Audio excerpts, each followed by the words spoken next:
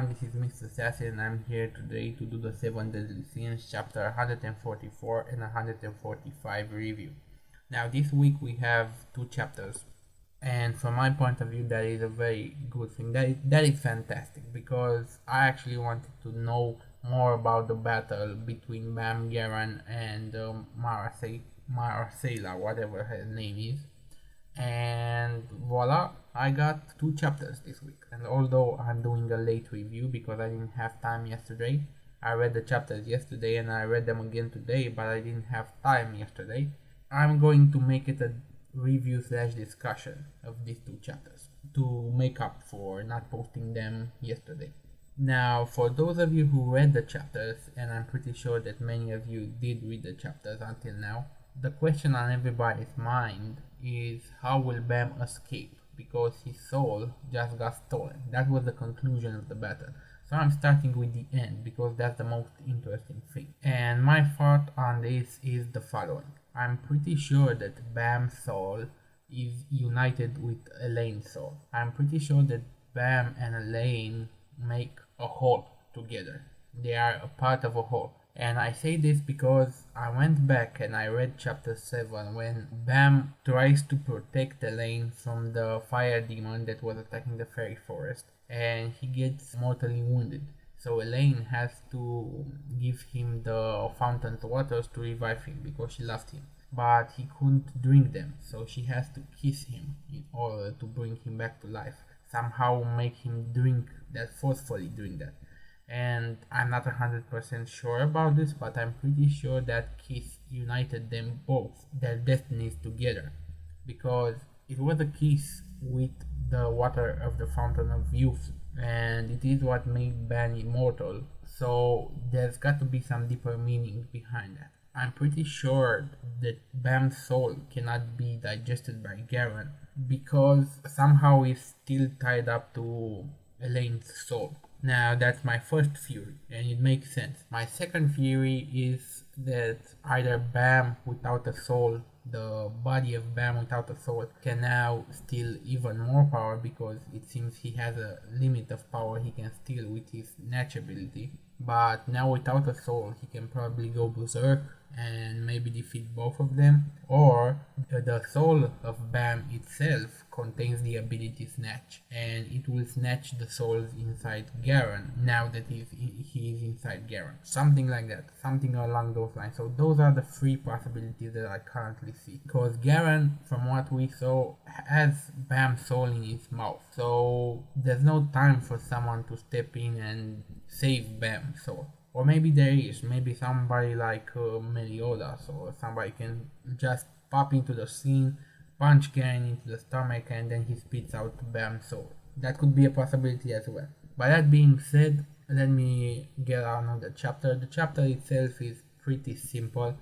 It's the battle between Garan and Bam, and of course Bam can easily handle Garan because his Snatch ability is able to steal opponent's physical strength, stamina, and speed. And Garan is all about physical strength, stamina, and speed. So when those get stolen, Garan is very sluggish, very slow. His attacks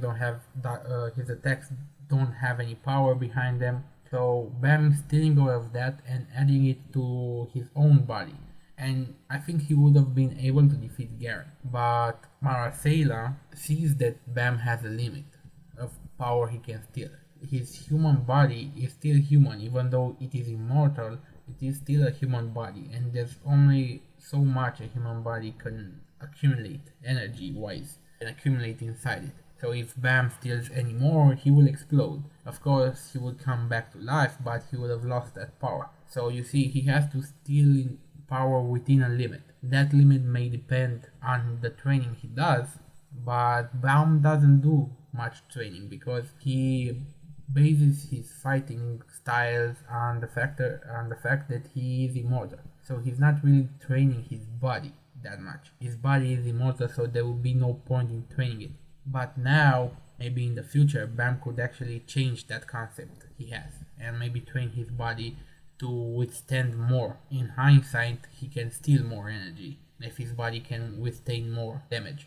Anyway, the fight between Garen and Bam is stopped by Maracela because she puts Bam in a cocoon of darkness, and she knows that he can steal physical abilities. She deduces that from what she sees in the fight between him and Garen. And because she knows he can steal physical abilities, she's not going to touch him. She knows that his body is immortal. She doesn't know why his body is immortal. She never saw something like this before. But it doesn't matter because she attacks him at a soul level. So she realizes that his body is his strong point, and his snatch ability can snatch physical strength, stamina, and speed. So there's no way she gets near to him. She has to attack him from a distance and attack his soul, which is vulnerable. And apparently the power of Maracela faith is whenever people lose faith, their eyes burn out. So it doesn't matter what faith an individual has. Maybe it's faith in God, maybe it's faith in demons, maybe it's faith in your lover, maybe it's faith in destiny. It doesn't matter. The moment you lose faith in whatever you hold dear, your eyes burn out if she's there, if you lose faith in her presence. I was expecting something more. I was expecting something to have to do with soul manipulation, but apparently your eyes burn out, which would not be such a thing for Bam, because Bam's eyes could regenerate immediately, and she knows this. That's why she attacks his soul. And Bam has never had to deal with an attack of this level before.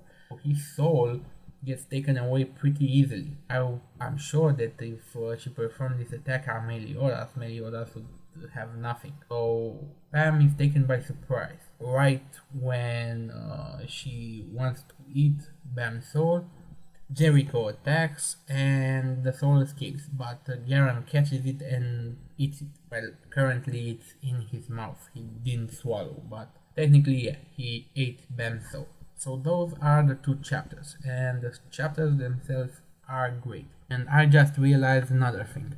Bam is my favorite character out of all the characters in the Seven Deadly Sins. I said it. He's my favorite character not because of his powers, but because of his conception and how he thinks, how he acts.